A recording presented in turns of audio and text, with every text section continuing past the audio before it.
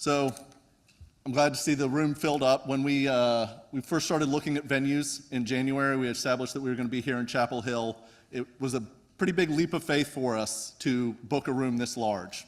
So I'm happy to see that it is this full, but we booked a room this large because we knew we had a pretty great program.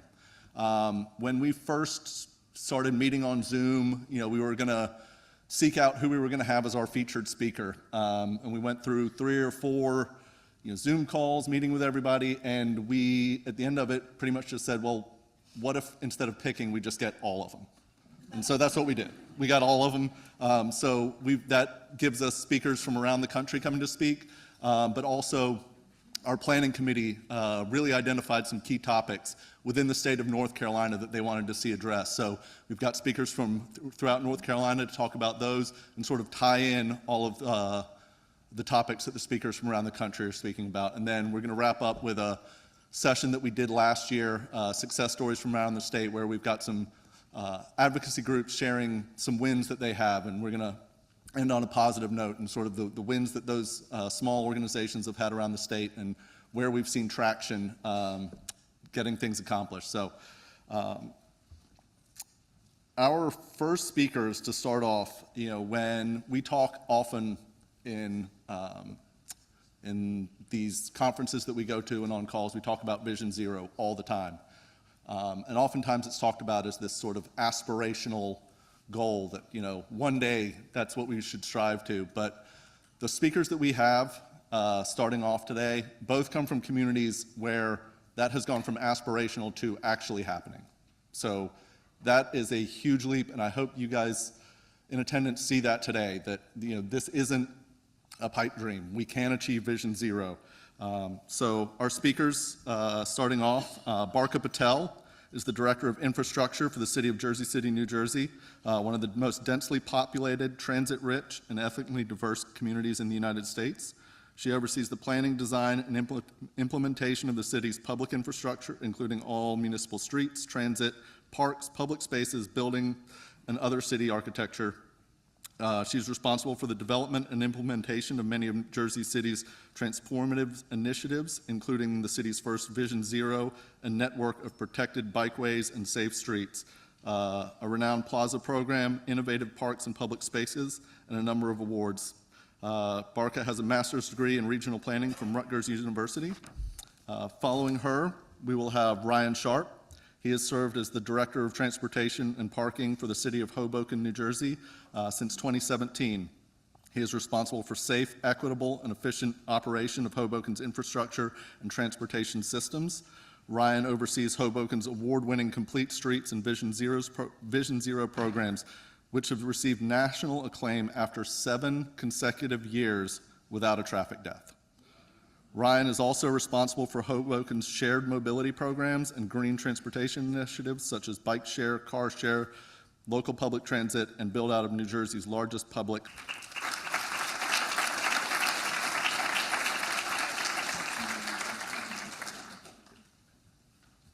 Hello, everyone. Let me be the 5th person to welcome you all to the summit today. But I really want to take a moment to acknowledge this is your 13th annual BikeWalk North Carolina Summit, which is a great thing. I just want to take a moment for you all to celebrate that for yourselves. And I want to specifically acknowledge a few people, Terry, Oliver, Heidi, Ted, and the entire board who organized this, without whom we wouldn't have the event today, but also without whom we wouldn't have the movement that we have here in North Carolina today. And the movement is about this shared vision that everyone has, uniting everyone around the shared value that people should be able to move around safely, and that people's choice to do so on foot or on bike or on transit shouldn't be something that they're punished for, shouldn't mean that they lose their life for it, shouldn't mean that they get severely injured for it, and that's what we're all fighting for today. But when I go to different communities to talk about this shared value that we all have, what I realize in state after state and city after city is that while we all are connected around this shared value, what we're seeing by the decision makers at the highest level of government is moving in the exact opposite direction of that. We're seeing investment in hostile infrastructure that will deepen the scars of environmental justice throughout our country, throughout our communities. We're seeing the advancement of things like highway expansions and projects that are not prioritizing the most vulnerable people who are on our streets. And this is something that I know you all are experiencing here in North Carolina. It's something that we are experiencing in the most highly urbanized areas of New Jersey, in Jersey City. So the photo here of the city that I come from, Jersey City, may look to you like something that you can't relate to. It's very densely populated. It's a highly urbanized city that is rapidly growing, rapidly developing. But we have a lot of the same problems that your communities have. We have state roadways and highways that cut through our neighborhoods and disconnect communities that once were joined together. We have years and years of inaction for things that we have been advocating for. And we have the lack of investment in transportation modes that are needed by the most vulnerable people among us. So the story that I bring from Jersey City is one of us at the city level taking the action that matches the vision that we have, that matches the values that we share. So I want to start with that vision. As Jersey City is one of the most rapidly growing cities in the country, with a population of about 300,000 people, just a few years ago, we realized that we needed to really think about the way that people move around in Jersey City. That as the city continues to grow and thousands of more people move into Jersey City, they couldn't all move around the same way that they once used to. They couldn't all bring their own personal vehicle and be driving around the city and expect that Jersey City will grow in a sustainable way. We wanted to encourage smart growth, and a big part of smart growth is sustainable transportation. But the issue that we have in Jersey City, even though more than half of our population commutes to work using transit or by biking or walking, is that the city itself had zero control over its transit systems. The city itself does not control its trains, its subways, its ferry system, its bus lines, its light rail. All of those things were under the jurisdiction of a state or a bi-state agency. And so we came to the realization that if we wanted to make change in our city, if we wanted to become one of the greatest cycling cities in the country, a place where people of all ages and all abilities could travel around the city safely on a bicycle or on foot, we needed to take control of the city's transportation destiny ourselves.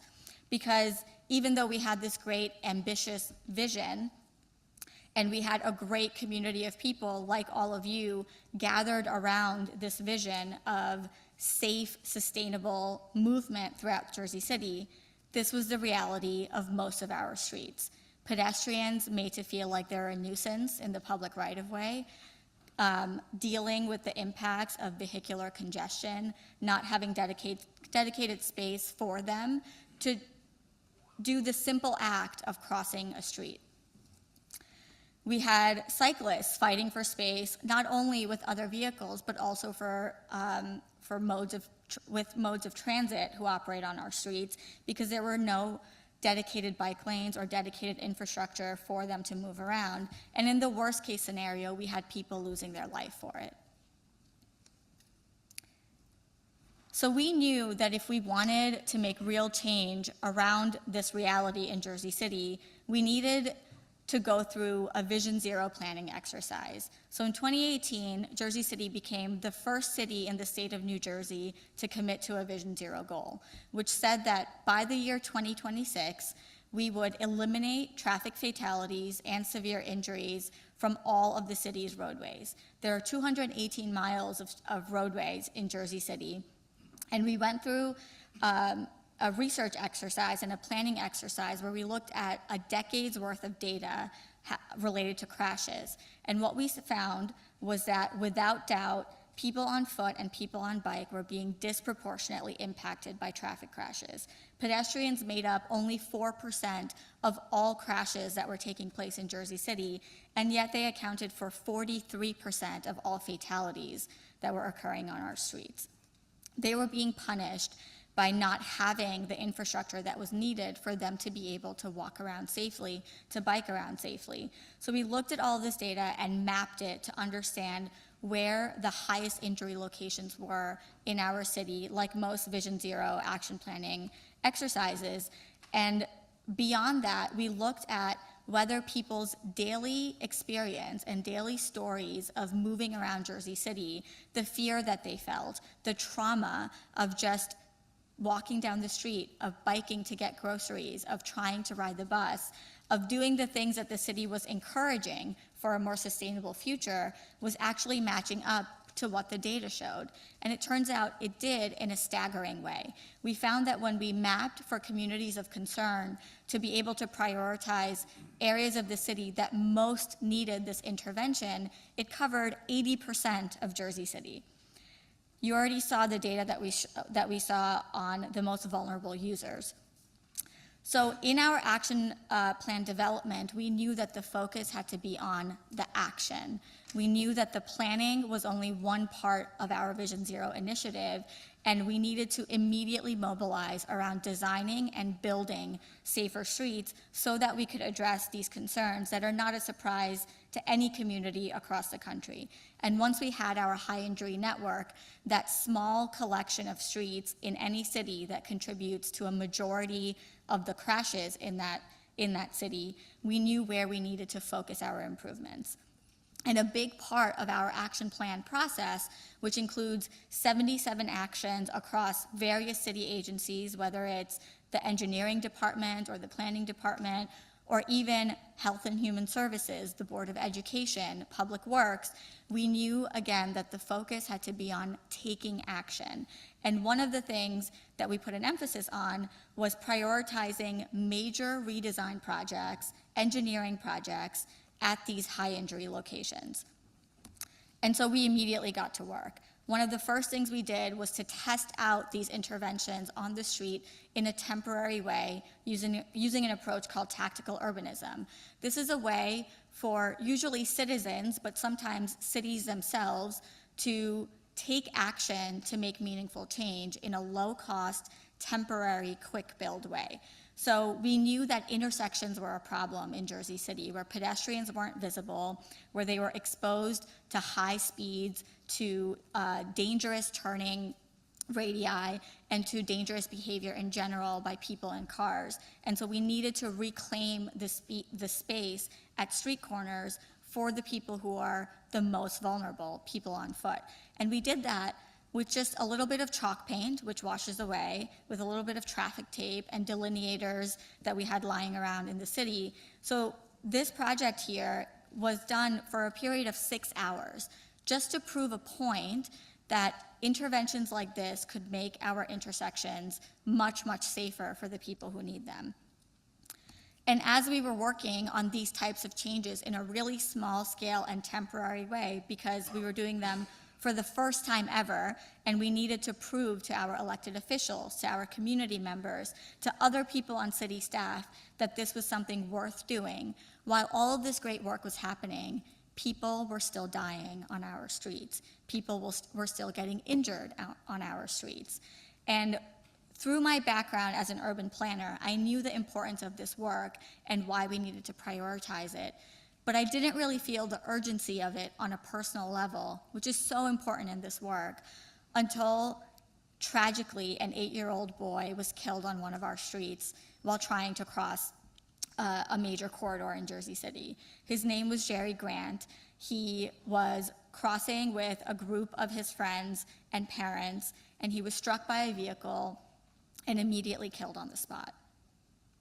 At that point, again, like many communities and many cities across the country, I was one of 2 professionals on staff whose job was dedicated to transportation and traffic engineering.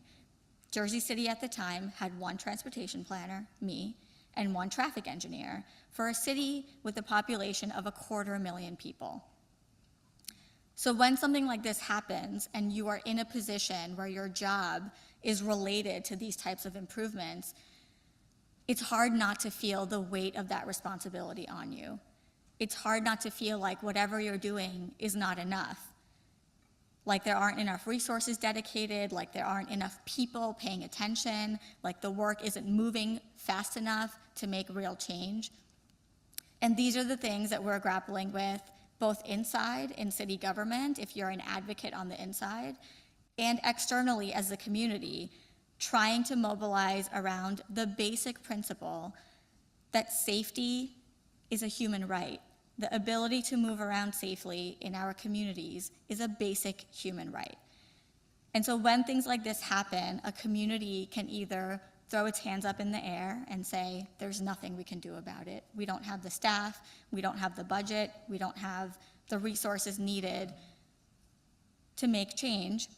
Or you can fully invest and do the most with what you have in front of you. And that's what we decided to do in Jersey City. We took any resources that we had available and scaled up the program for pedestrian infrastructure, moving from temporary chalk paint that washes away in 6 hours to semi-permanent paint that will last for several years, and plastic delineators for protection at the crosswalks.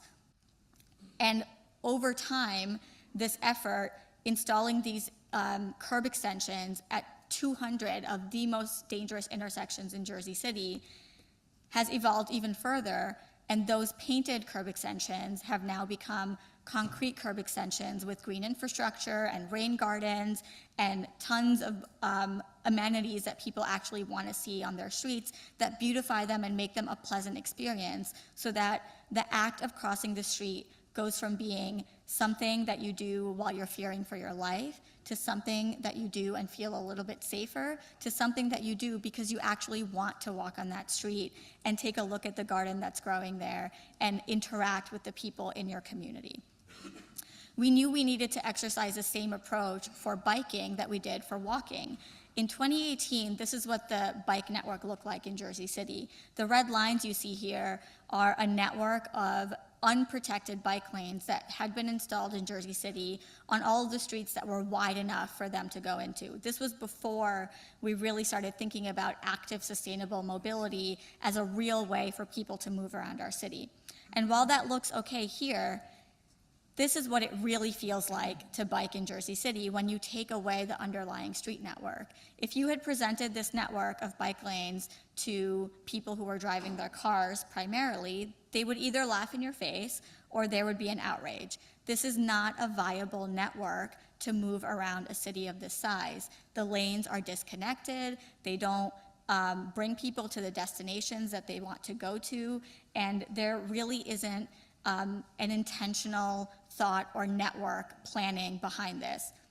And so we took it upon ourselves to create an actual biking network that, yes, included protected bikeways, but also included things like neighborhood greenways and off-road segments of biking, so that when we encountered streets in our city that has very, very narrow corridors and we couldn't fit in protected bikeways, there was another alternative low-stress option for people to be moving around the city. And again, we needed to get to work right away. So before our bike master plan was even completed, we were starting to test out the concepts and the recommendations in that study on the ground. We started with a pop-up, and I love using this photo because you can see the dented traffic barrel in the foreground. You can see the uneven lanes on the street. That's because this was done over the course of a couple of hours, and this pop-up was only in place for 3 days over a holiday weekend because that was all we could get our city's elected officials to agree to. But the test was important. The test started a conversation that was necessary to have, and it led eventually to quick build projects where we would take streets like this that had enough width in the right-of-way to reallocate where the bike lane went versus where the parking and the travel lanes went. And in a quick build fashion, we rearranged them to be able to fit in a protected bikeway along the curb, as well as retaining all of the parking on the street and maintaining all of the travel lanes. And the cost of this relatively was very, very low. And it took just a couple of months for it all to happen. We started conceiving of the idea in May of 2019. We developed a striping plan in June, which took a month. We began installation at the end of June and completed it in the beginning of July, so just a matter of 2 weeks, and immediately we had transformed the street. And for a low-cost project, the impact is extremely high when you think about where our first protected bikeway was located, which was right in front of City Hall. We like to do our most ambitious and progressive projects right in front of the seat of government in Jersey City, because think about the message it sends to the rest of the community that the employees in City Hall, the mayor of the city, the people who are making these decisions will be the first ones to experience them, to feel the impact of them, and to modify them if needed, but also to invest in permanent infrastructure if it's successful. It really communicates that this is the priority of the city and its leaders. And what we saw was that after decades of people being pushed to the margins of society, to the margins of our streets, when we were providing safe and inviting infrastructure, people were actually returning to walking and biking in our city. And so over the course of the last few years, we've not only built out a network of 25 miles of protected bikeways in Jersey City, we've also seen the evolution of those projects, going from just a paint and plastic approach like you see here to paint, plastic, and a parking lane for an additional protective buffer, two-way cycle tracks on streets where we can't fit in directional bike lanes, also protected by a lane of parking, Endurablend surface treatment, which is a high-quality, long-lasting, highly visible surface treatment that will stay on our lanes for a really long time, concrete barriers for protection, combining transit with bike infrastructure and using floating bus islands as an additional measure as we put out our bike infrastructure, and then also investing in maintenance. So one of the first things that we did immediately after putting in protected bike infrastructure was also to purchase the equipment through the city's budget needed to maintain those lanes and make sure they're not neglected once they're built. And that includes street sweepers for our narrow lanes, but it also includes snow removal equipment in the winters. And you can see here one of them at work during one of our snow events, which was light, but it was one of the first locations that the plow went to make sure bike infrastructure is available for people of all ages, of all abilities, all year round. And so what we've seen in just a matter of 4 or 5 years is our streets going from something like this to something like this, where we see the people who are the most underrepresented in biking culture and bike planning and decision-making in the country, which is women, girls, the elderly, families, people who are not likely to be biking on city streets because the infrastructure is not designed with them in mind as the primary user. That is who we're seeing on our bike lanes in Jersey City. And all of these changes have compounded and resulted in 0 traffic deaths in the year 2022 on our city streets. And that's not just the result of the protected bike infrastructure, which is essential, and the pedestrian infrastructure, which is critical. It's the combination of these things with other placemaking projects and other forward-thinking solutions and things like providing microtransit for people that is allowing people to see the possibility of moving around a growing city without the need for a car.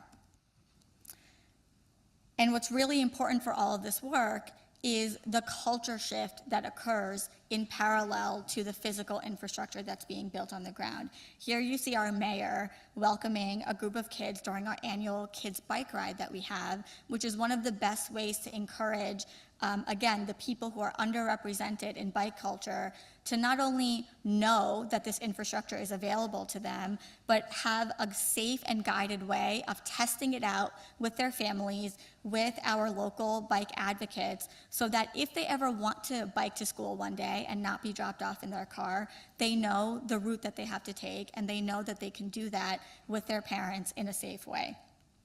The other thing we do is encourage our own city staff to get involved in the physical building of the infrastructure. So this is a photo of me, but everyone on my staff, which has now grown from a transportation department to an infrastructure department, every single person on staff at some point with some project is out on the streets, painting a bike lane, drilling in delineators, testing out what a public plaza would look like. And that's so important for professionals, specifically for planners and for engineers who often deal with analysis paralysis, to be out on the streets and figure out how to make this thing work. Not to just outsource it to the contractors who build these projects for us, but to physically do the work themselves. It's the only way that we will feel ownership over our projects, and we will feel not only the pride and the joy when they work, but the way we will understand the dangers of it not working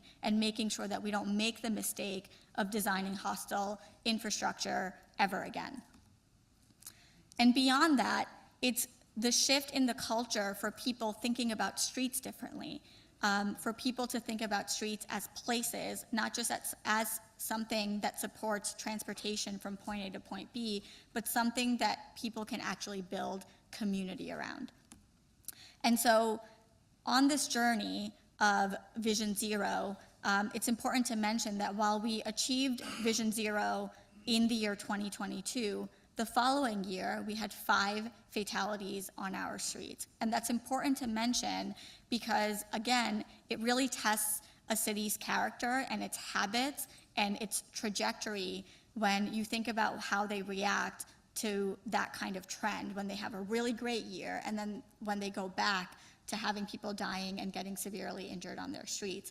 For us, it's been the story not only of getting to zero in the year 2022, but who we became as a city in the process. And who we became is a city that thinks about streets differently, that thinks about a redundancy in the street network, like you see here, and imagines what else it could be. Instead of a cut-through street going through a neighborhood, envisioning that as a park for people for this growing community. Instead of accepting a street like this with parking on both sides and just a slight emergence of a retail corridor along the edges, building it out to something like this, which is truly a street for people. Instead of accepting a multi-lane corridor and surface parking in a growing neighborhood in Jersey City, converting it not only into a pedestrian plaza, but incorporating environmental infrastructure with rain gardens, with bioswales, with tree plantings, incorporating social infrastructure by, in a physical and visual way, paying homage to the Native American ancestry of this specific location, which is the oldest town square in the country, and designing it accordingly so that people, as they're passing through it, feel the history and the culture of that place. And so this plaza is not only full when there are events taking place there, just on a regular day, here's what you see: a separated bikeway with a transit island, green infrastructure on the side, nice wide pedestrian plaza, and people just enjoying their streets, enjoying their public places in a way that they hadn't before. So again, going back to the type of city that you become on the journey to Vision Zero, for us it's important to remember that for decades we have been building transportation through our communities instead of creating communities through that transportation. When we think about our streets that way, this is what we can achieve, and this is what we have started to do in Jersey City throughout our public realm with our streets, for pedestrians, for cyclists, for transit users, but most importantly, just for people who are wanting to enjoy their community. Thank you.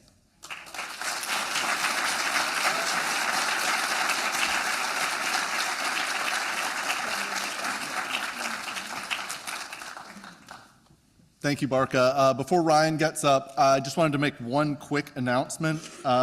We've been informed there's a blue McLean and black Avonton bicycle blocking the stairs, and those need to be moved. You know, you get these these sorts of announcements very often with cars, but it's great to see that at this event, we're having people move their parked bikes because it's blocking a stairway, so.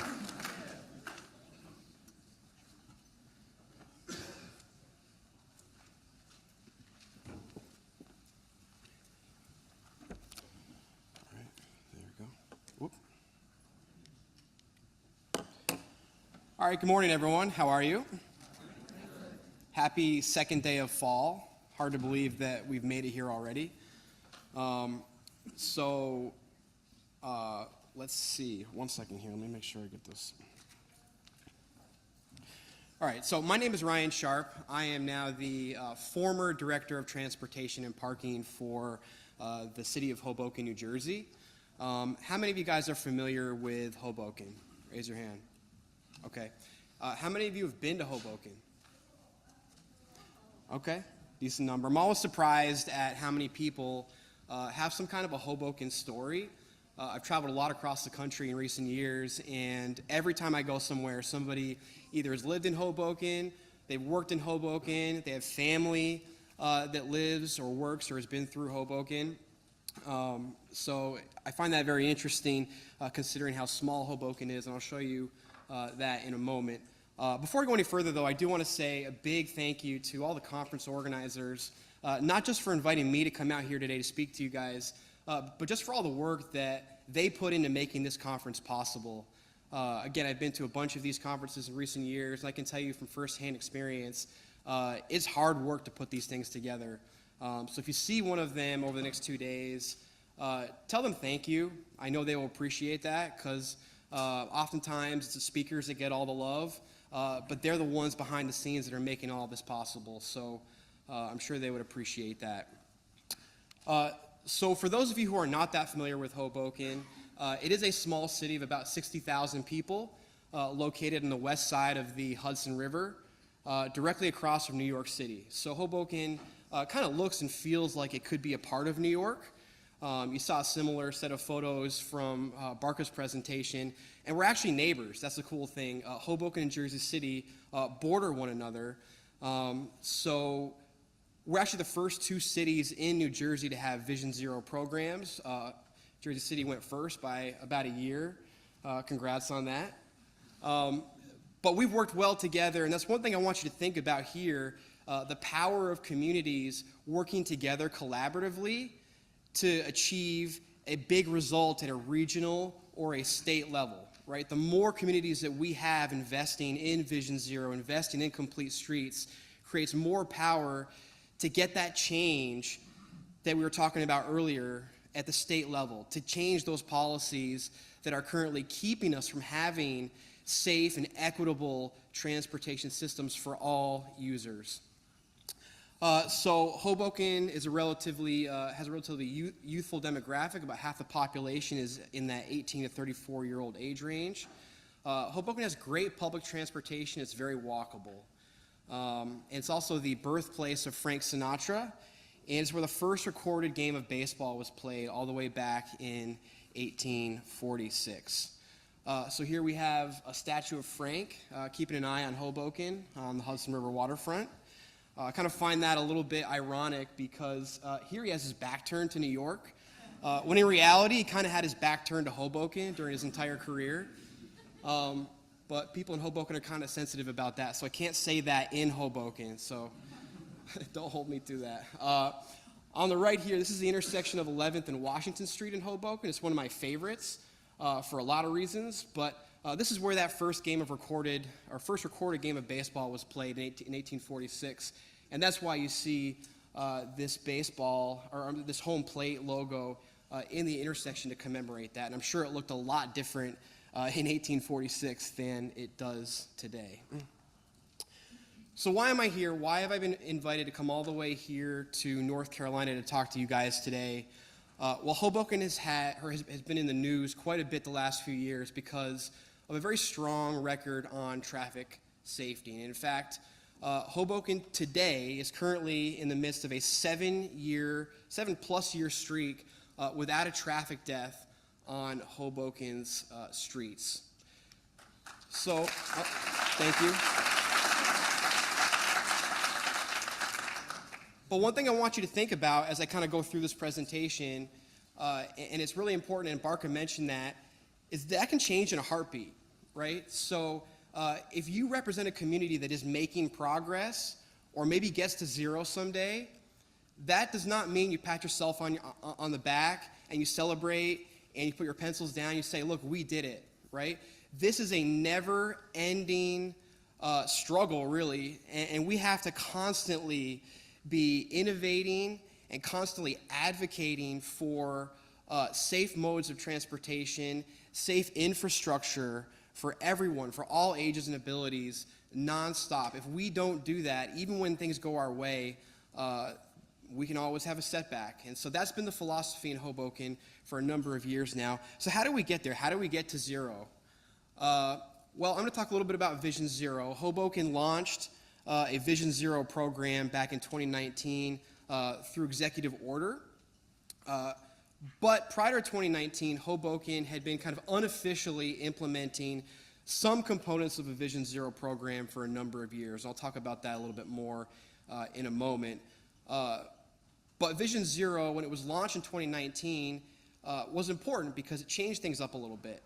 This was the first time an actual goal was put out there, the goal to eliminate traffic deaths and injuries by 2030. And that's a goal that is relatable, right?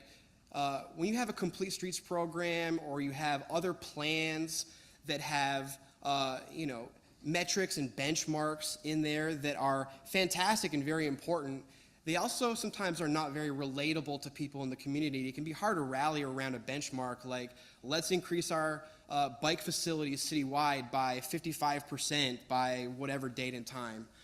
If you survey most people in the community, they have no idea what that means, right? But when you talk about eliminating traffic deaths, when you talk about getting to zero, people know what that means. And it's easy to understand. It's easy to hold the city accountable for that. And most importantly, it's a statement of intent, right? You are saying traffic safety is so important, we're willing to double down on what some people think is a ridiculous goal. We're going to get to zero, right? In a lot of places, I know you hear this, right? You probably hear people say, well, yeah, I'm all for traffic safety, but zero is it's not real, it's not reasonable. We'll never get there in our community, right? How many of you have heard that before? Yeah? Well, let's do Vision 10 or Vision 20, Vision 5, right? We can get there maybe, but not Vision Zero. So I can tell you that it is possible, and Hoboken is a proving ground for that. And so with the launch of Hoboken's Vision Zero program, there was also a task force that was created, and this was important because this helps keep the community vested in trying to achieve that goal of getting to zero.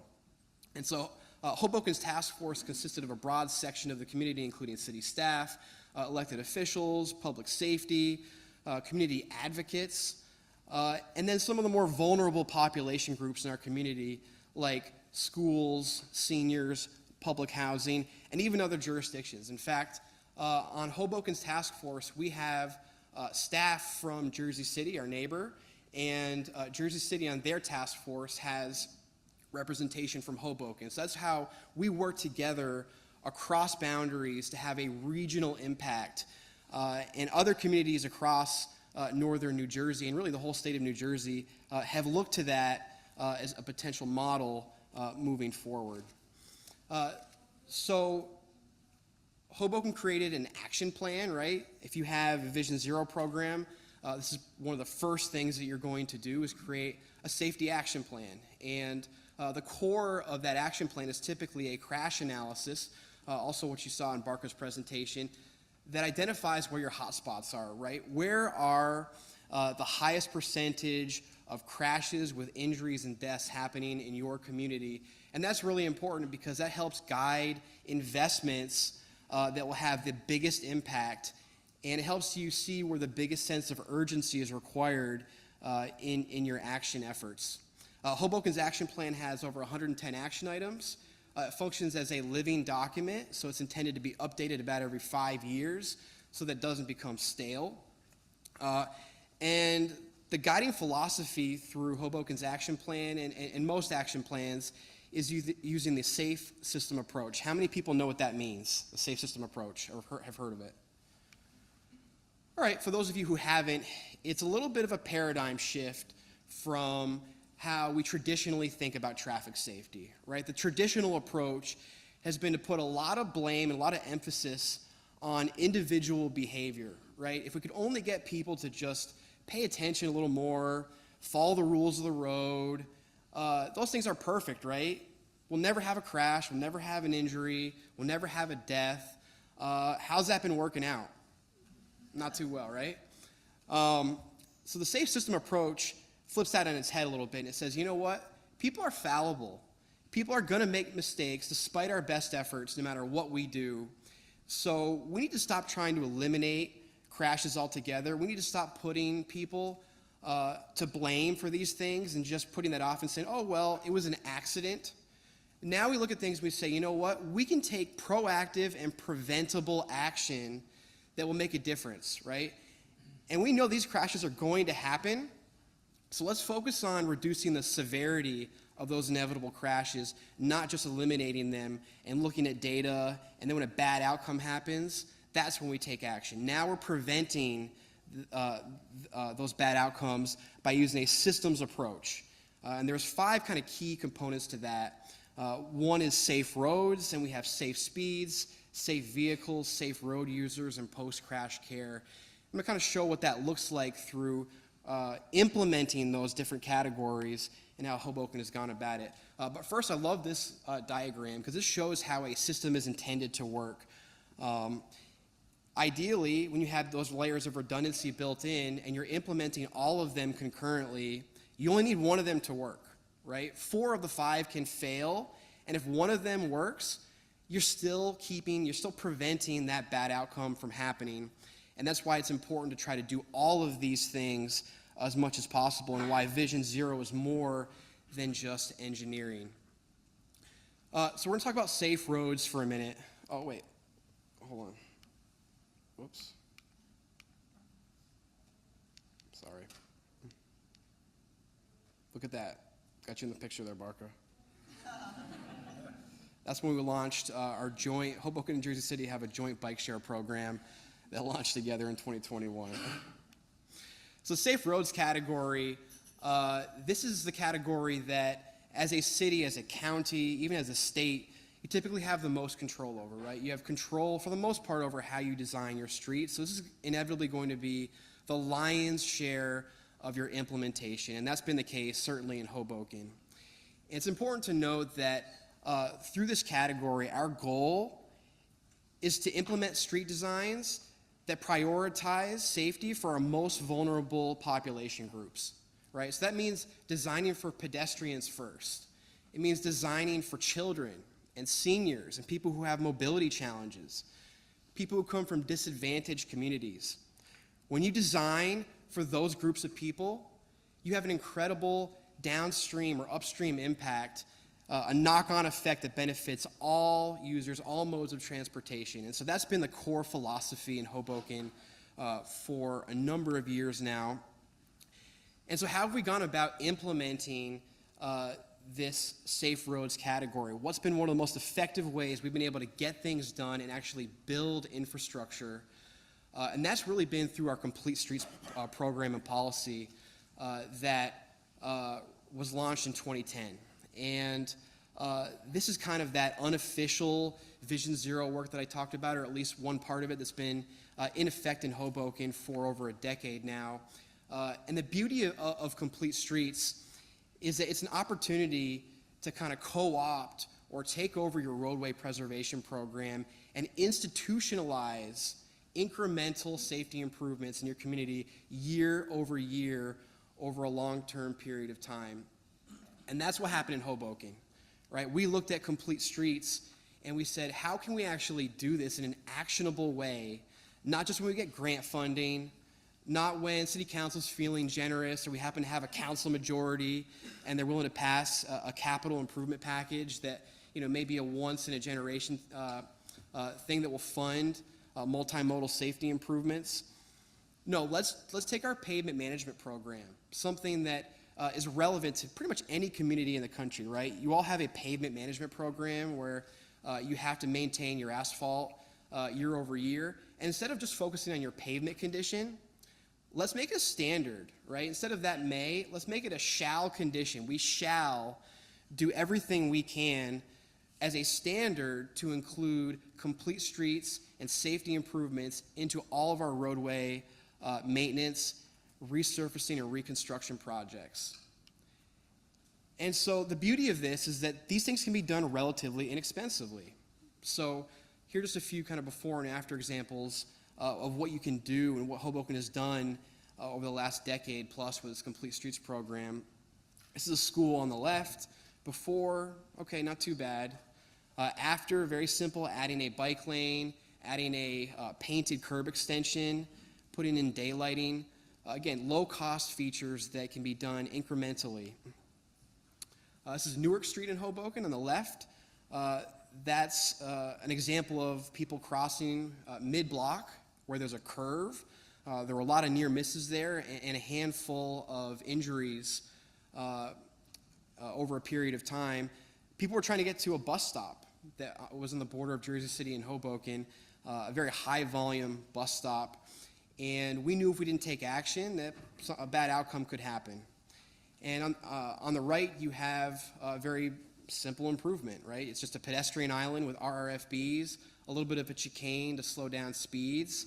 And there's been a dramatic improvement there, even with this small, inexpensive improvement in terms of safety and compliance of drivers stopping for pedestrians when trying to cross the street.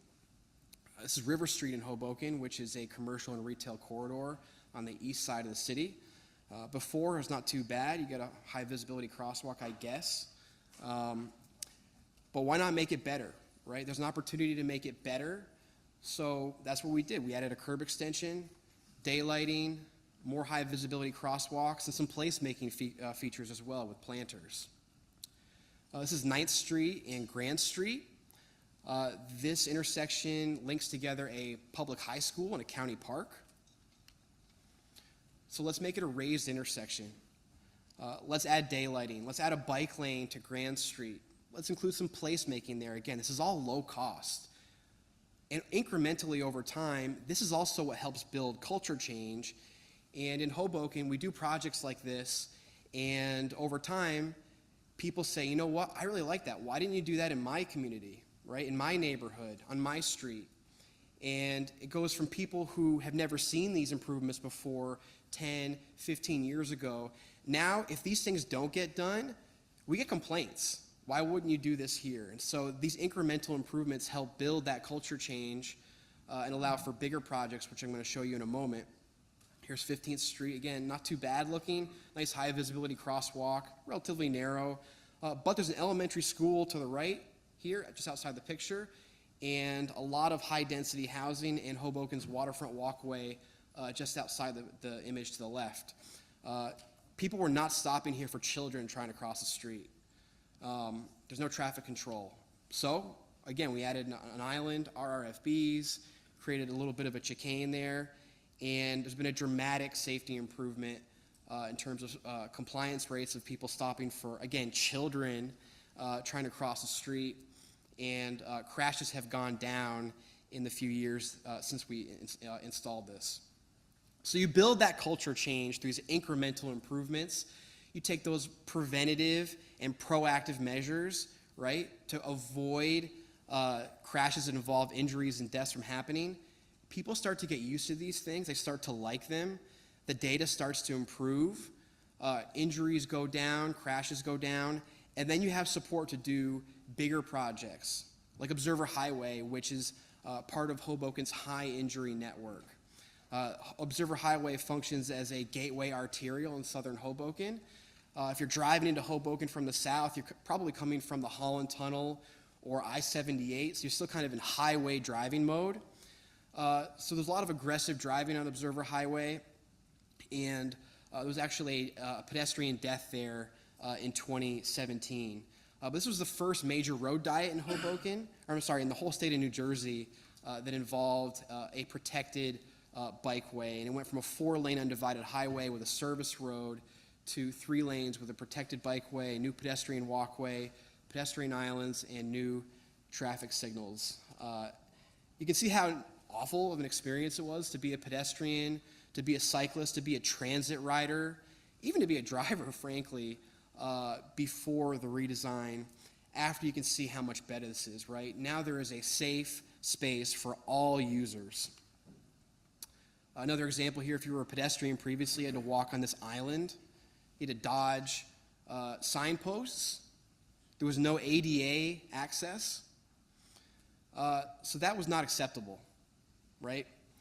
And this is a good example of a project where we had to work with another jurisdiction. This is a county road. And I'm sure you guys know that working with counties can be difficult, right? Because historically, the number one objective for many counties has been to move cars through the community on highways as fast and as efficiently as possible. But we worked with the county, and this is a major success story that shows that it is possible to do these kinds of projects on roads that may not be owned or operated by a municipality. Then we have Washington Street.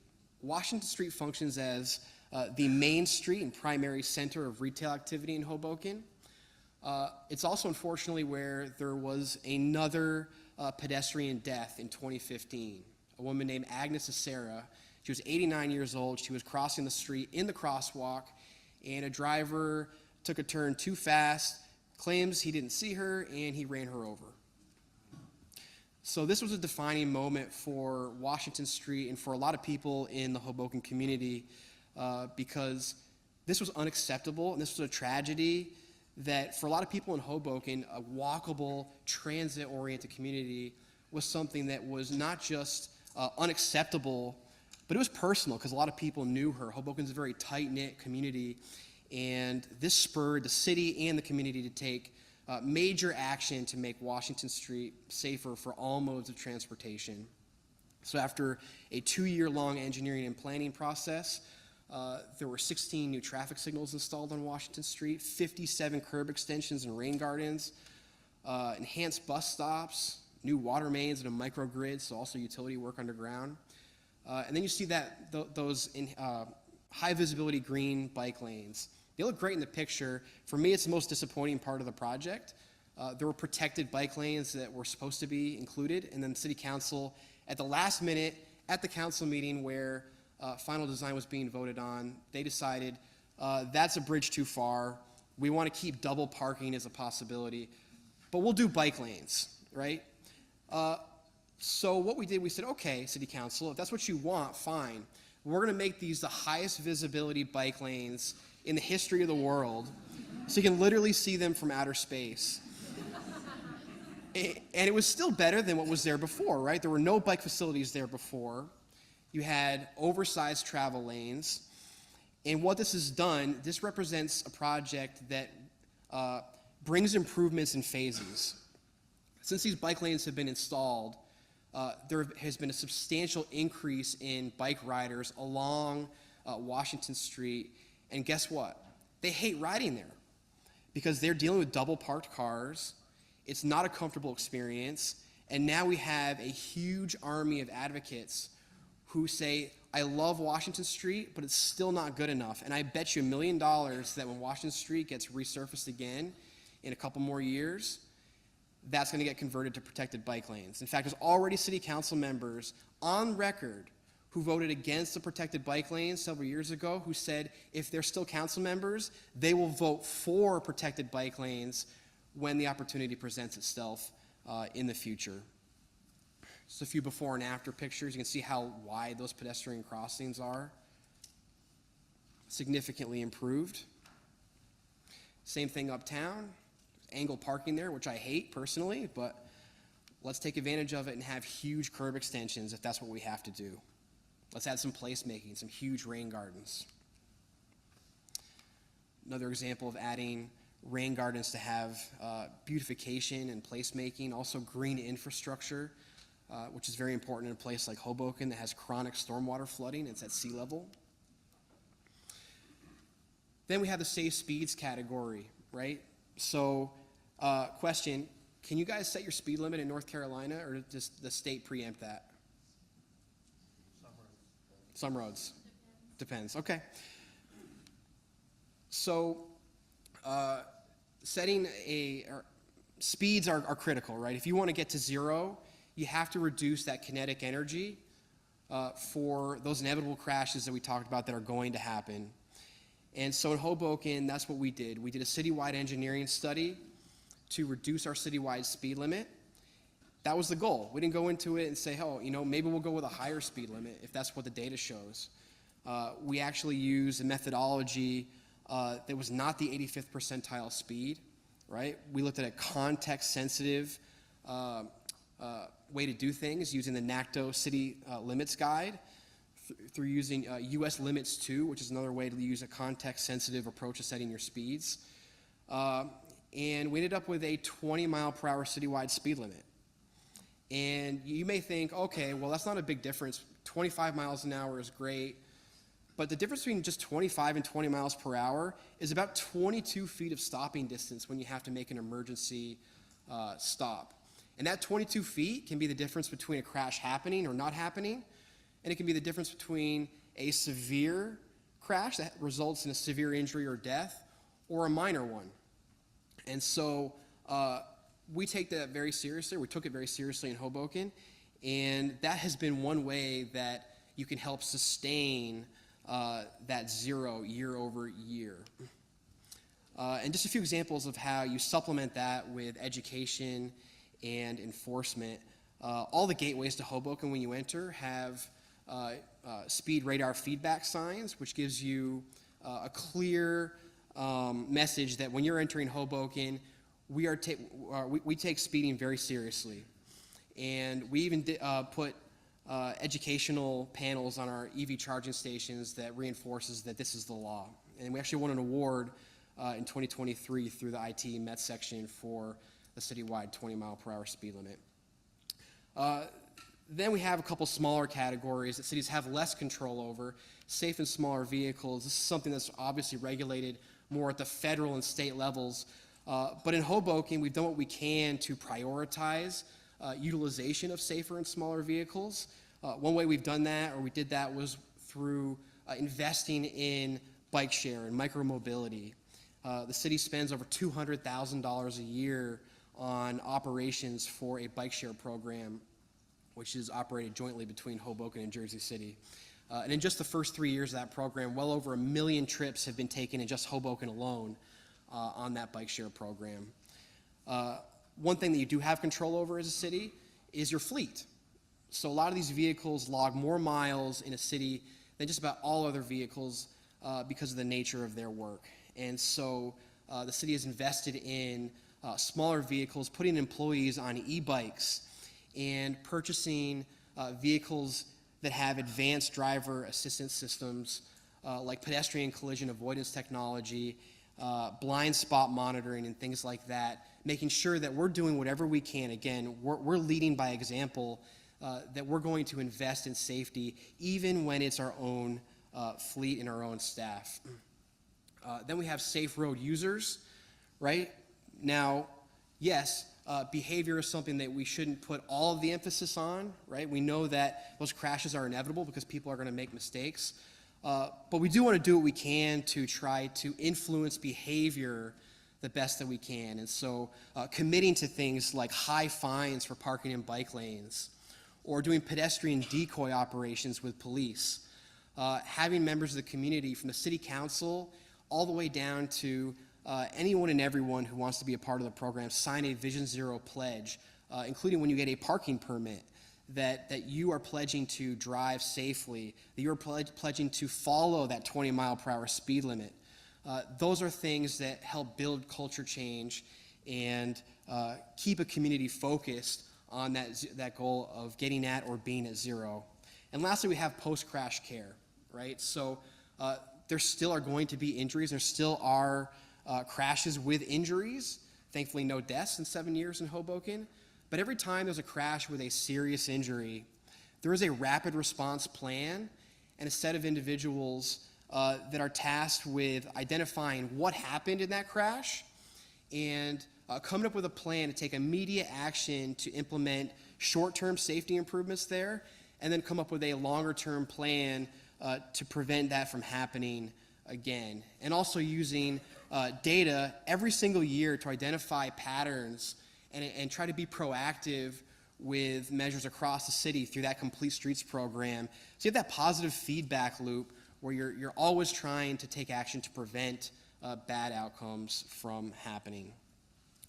So after about 15 years now of Complete Streets and Vision Zero in Hoboken, what does that look like? Well, even a small city with limited resources, very limited resources, has been able to build out over 150 curb extensions and rain gardens, over 80 painted curb extensions, 14 miles of bike lanes, which is 40% of Hoboken's street miles, 14 pedestrian crossing islands, 11 raised crosswalks and intersections, a 20-mile-per-hour citywide speed limit, and 0 traffic deaths for 7 consecutive years.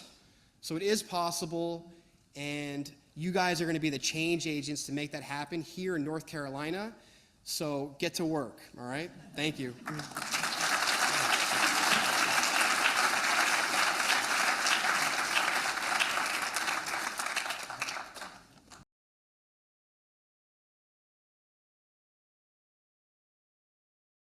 We've got a few minutes for questions and answers, so I'm going to walk around with the microphone. Hold your question until I'm there with the microphone. That way we can get it all recorded. So if you've got any questions for Ryan or Barkha, please raise your hand.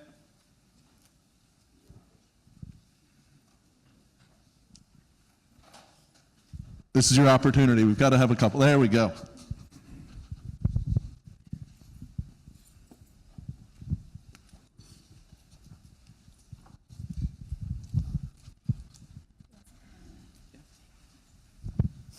Hi, I really appreciate the inspiration that you're giving us.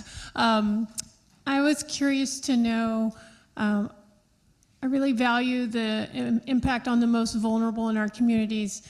How has what you have done impacted gentrification, and has it caused gentrification, and how does that impact the most vulnerable who you're thinking about?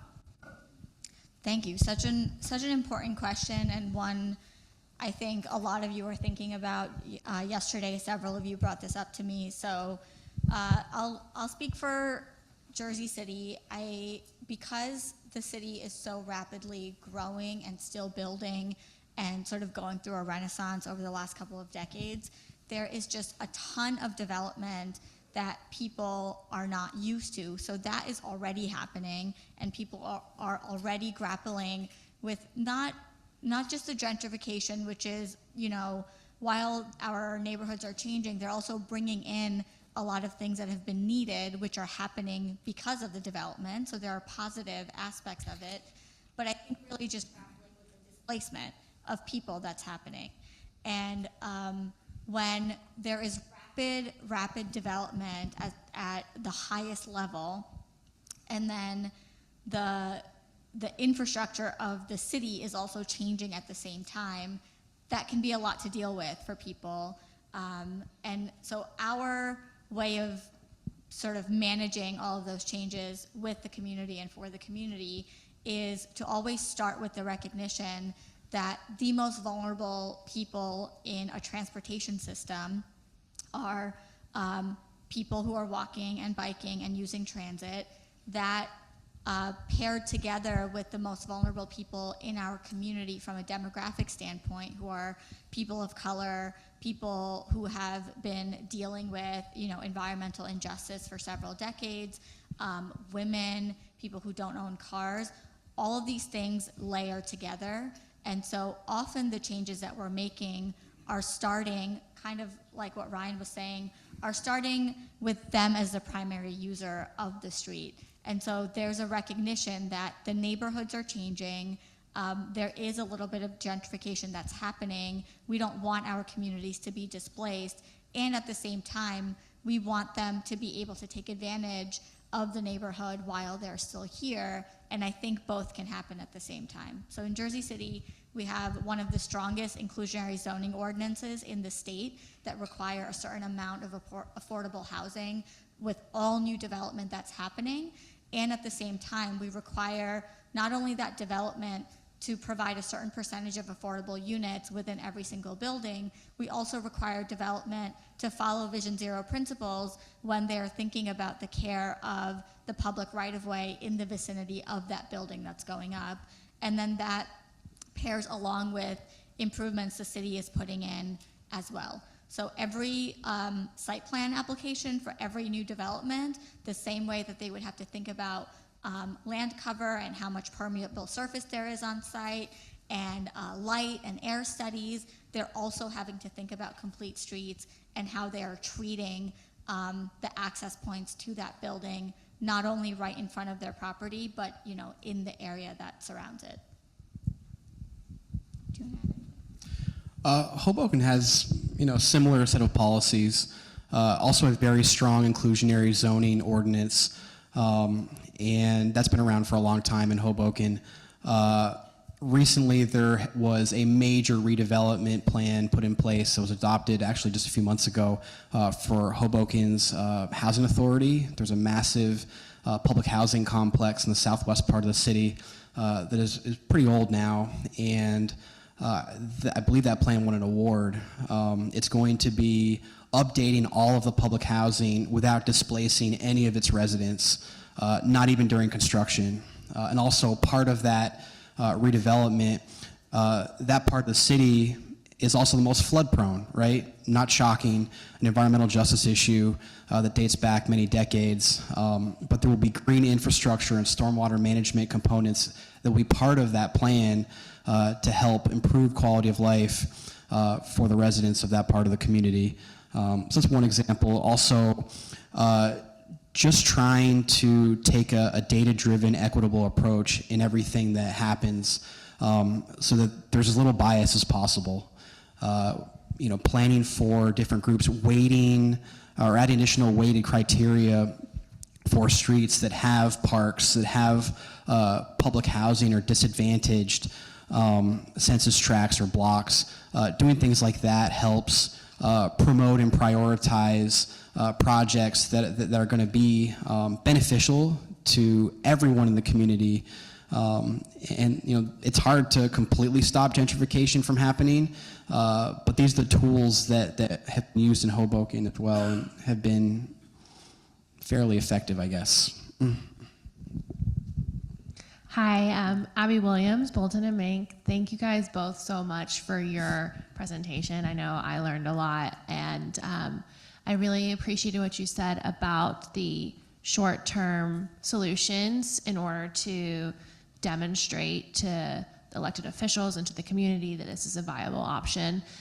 Can you speak to some of the funding mechanisms that you've used for more of your long-term solutions, especially like in how New Jersey differs from North Carolina in terms of who actually owns the road and who actually makes those decisions? Sure, I'll start. So it's when it comes to funding, it's a combination of sources, right? New Jersey has a transportation trust fund that funds about $800 million a year in statewide improvements for municipalities. There is a formula that you can apply for, and most communities use that program for roadway preservation. But what that means to most communities in New Jersey is that they're going to use it to repave their street. Probably exactly the same way that it looked 5 years ago, 20 years ago. So that has been a key way to fund these incremental complete streets improvements year over year. On top of that, there is a capital improvement program. So focusing on spending a little bit more money, right? It's incremental. And that's the kind of thing that builds on itself, right? The first time you do it, it's going to be difficult, right? You're going to have to really fight hard for it. But when people start to see those improvements, they get used to it and they want more of it. And then there's going to be more support politically. And lastly, I'll say that Hoboken's DOT has a parking utility built into it. So there's a lot of parking revenue that gets used to subsidize Vision Zero. And something I would recommend, it's an asset that's underutilized typically across the country. Parking's often underpriced or not priced at all. And there are two problems with that. One, curbside management issues, right? You're probably not getting the turnover or the management of a public space that you would want. And two, you're throwing money away, right? That's money that could be going towards a lot of things. And if you have a Vision Zero or Complete Streets program, that can go towards funding or supplementing funding for those improvements.